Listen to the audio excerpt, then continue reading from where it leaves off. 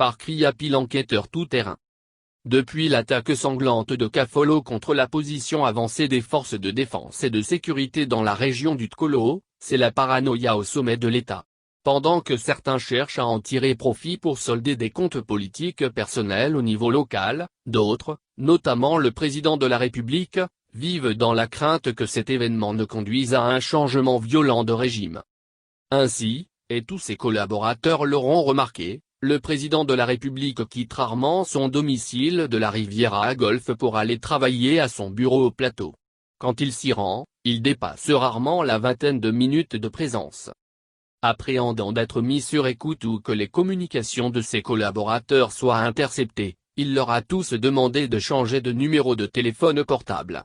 Il a également demandé à son ministre de la Défense d'être particulièrement attentif à l'humeur de la troupe et de surveiller étroitement les éléments contestataires ou séditieux. Ahmed Bakayoko, qui n'en demandait pas tant, a aussitôt déployé un vaste programme d'espionnage et de manipulation. Et c'est bien là l'erreur commise par le président Alassane Ouattara, qui s'est rapidement trouvé pris dans l'engrenage de la complotite que son ministre de la Défense lui sert à profusion. Depuis sa prise de pouvoir en 2011, en effet, il ne se passe pas de trimestre sans que son truculent ministre ne vienne lui annoncer avec fierté avoir déjoué un coup d'État savamment préparé par des ennemis imaginaires. Kriapi a souvent entendu des interlocuteurs et observateurs étrangers se poser la lancinante question, mais, par quoi donc Ahmed Bakayoko tient-il le président Ouattara? Certains sont allés jusqu'à établir un parallèle avec le président Ali Bongo Ondimba du Gabon du temps où celui-ci était mené par la barbichette par son tout-puissant directeur de cabinet de l'époque, Mexa Crombessi, laissant les Gabonais hébétés. En Côte d'Ivoire, ce n'est certainement pas par le vaudou que le ministre exerçait son influence, comme l'affirmaient les Gabonais pour le cas d'Ali Bongo Ondimba, mais bien par le délire paranoïaque qu'Ahmed Bakayoko a su créer et entretenir. Le président Ouattara a longtemps vécu dans la terreur qu'un coup d'État militaire ne le chasse du pouvoir, comme ce fut le cas pour ses prédécesseurs les présidents Bédié et Babo. Pour s'en prémunir, il s'est littéralement livré à la sagacité de son ministre de la Défense, qui a bien compris que pour qu'il continue à exister, il lui faut inventer des complots à la chaîne. Pour ce faire, n'en doutez pas, Ahmed Bakayoko a un talent certain et de l'énergie à revendre. Il appuie donc à fond la pédale de l'épouvante, en se servant de tous les instruments de l'État à sa disposition. À tous les militaires qui encore l'ignorent, Kriapi certifie que la plupart des officiers supérieurs sont sur écoute, à commencer par les ex-chefs de guerre. Souvent, devant son petit auditoire de beuverie, le ministre de la Défense s'amuse à faire écouter à ses amis les écoutes de militaires qui se laissent aller à des amourettes. Ils sont surécoutés pour cause. Ahmed Bakayoko a réussi à incruster dans le cerveau du président Ouattara qu'il fallait se méfier particulièrement des ex-chefs de guerre et de leur ancien leader Guillaume Soro et il veille soigneusement à ce que le chef de l'État ne l'oublie jamais. Les officiers issus des ex-forces nouvelles, ainsi que certains de leurs soldats sont considérés comme des meneurs ou des leaders. C'est le cas de Kone Dramane dit Dramane Ba. Ce dernier emprisonné depuis janvier 2019. Est défini comme un soldat dangereux, mais courageux et écouté par ses frères d'armes. Autre point qui le rend suspect, il est parenté à Guillaume Soro. En effet, c'est nouveau comme ce dernier, il est également père d'un enfant avec la belle-sœur M. Soro. Et cet enfant a été baptisé, Kone Kibafori. Évidemment, aux yeux d'Ahmed Bakayoko cela vaut crime. Ainsi, Ahmed Bakayoko a truffé de micro la cellule de Dramane Ba, espérant enregistrer une conversation suspecte de ce dernier qu'il pourrait présenter au président Alassane Ouattara comme la preuve d'une collusion entre Guillaume Soro et le dit prisonnier. En plus des micros, le ministre de la Défense envoie des jeunes soldats auprès de Dramane Ba pour bavarder avec lui et s'attirer sa sympathie. Ils se disent révoltés par ce qui lui arrive, ainsi que par le mauvais traitement et les injustices qui sont faits à Guillaume Soro, dans le but de pousser Dramane Ba, affaibli et malade, à faire des confidences, qui seraient ensuite utilisées comme des preuves que l'ancien Premier ministre manipule les militaires pour faire un coup d'État. Toujours cette obsession du coup d'État. D'ailleurs, depuis le 23 décembre 2019, ils n'ont pas pu encore établir qu'il y avait un projet de subversion en cours. Mais, Ahmed Bakayoko n'en démord pas. Il lui faut absolument un nouveau complot à faire mousser devant le président Ouattara et sa nouvelle mission est toute trouvée, prouver au président Ouattara que Guillaume Soro et Moustapha Chafi, bien connus du président de la République, sont derrière l'attaque terroriste de Kafolo. Le ministre de la Défense, au temps où il se tenait coin devant la puissance institutionnelle et diplomatique de Guillaume Soro, se murmurait intérieurement que l'association Soro-Chafi n'était que danger. Son rêve était de disloquer cette paire. Pendant 6 ans, de manière quasi obsessionnelle, il a essayé par tous les moyens de les incriminer, sans succès. C'est ce dernier point qui, frise la névrose, qui fait tristement sourire. En effet, en plus de chercher à prouver que Guillaume Soro depuis son exil en France et M.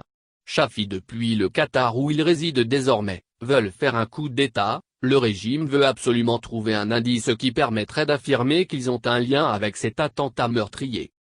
Vous vous souviendrez que le journal Le Patriote dont le propriétaire n'est autre qu'un certain Ahmed Bakayoko n'a eu de cesse de titrer sur messieurs Soro et Chafi comme des djihadistes, afin de préparer le peuple ivoirien à avaler la future couleuvre. Tout l'entourage du président Ouattara sait qu'Ahmed Bakayoko est un menteur doublé d'un manipulateur. Ce sont ces manigances qui ont souvent conduit le président Ouattara à commettre des erreurs. En bas que veut le pouvoir et tout le pouvoir. Tout le monde sait désormais qu'il a tenté de transformer la maladie du Premier ministre Amadou Gon Coulibaly en opportunité politique pour lui-même. C'est-à-dire devenir le candidat du RHDP à la présidentielle d'octobre 2020. L'histoire nous enseigne qu'un tel arriviste ne peut que devenir un brutu. Sauf la providence, Ahmed Bakayoko finira par déposer le président Alassane Ouattara à la Bourguiba. Le temps nous dira. Pour l'heure, 2 événements vont donner au ministre l'occasion de mettre en lumière ses talents de manipulateur. 1. L'arrestation du leader de l'attaque de Kafolo. La traque des services de renseignement combinés a permis de diriger les pistes des enquêteurs vers un certain Sidi Bey Issa, nous apprend-on au ministère de la Défense. La prudence sied ici, car le ministre Bakayoko nous a habitués au canular. Ce dernier a été arrêté dans la ville d'Iré, où selon les services, il se faisait passer pour un mendiant, alors qu'en réalité ce serait lui qui coordonnait les attaques à Kafolo. 2. L'arrestation d'un jeune soldat à Akwedo. Dans la nuit du vendredi 19 au samedi 20 juin 2020, une coupure générale d'électricité a jeté un vent de panique sur le camp d'Akwedo. Aussitôt, les forces mobilisées vont se déployer croyant à une attaque. Dans la battue qui va s'opérer, un jeune sergent, Ouattara Abouleye, sera reconnu comme auteur de cette coupure et mis aux arrêts. L'arrestation du chef djihadiste qui se trouvait toujours encore en Côte d'Ivoire, alors que tout le monde pensait qu'il avait fui et l'interpellation d'un soldat arrêté avec la suspicion qu'il voulait s'emparer d'armes pour déclencher un coup d'État avec certains de ses amis, a créé une surchauffe dans le cerveau du ministre de la Défense. Pour lui, une coupure d'électricité ne peut en aucun cas être fortuite.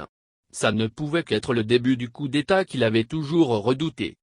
Alors, dès qu'il en fut informé, il s'est précipité au nouveau camp d'Akwedo, le samedi 20 juin pour tenir un discours belliqueux sur les terroristes, leurs complices et malicieusement sur les hommes politiques qui les soutiennent. Cela avant même que les enquêtes aient débuté.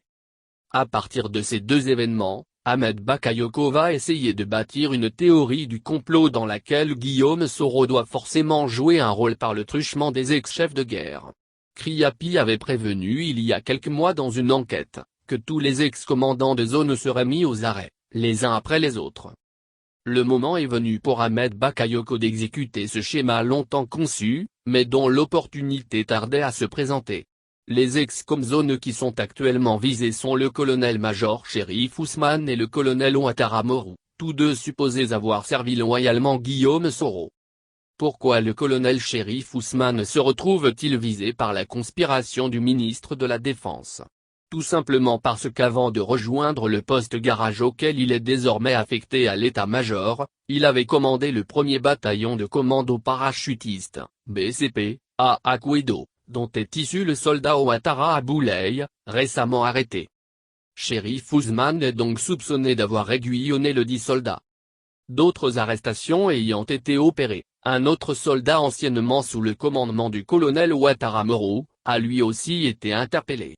Naturellement, cela a mis Morou, lui aussi, dans le collimateur du ministre. Il est donc prévu que ces 2 colonels soient arrêtés de façon imminente. Kriapi aura prévenu. Les autres chefs de guerre seront épargnés cette fois-ci, mais pour combien de temps?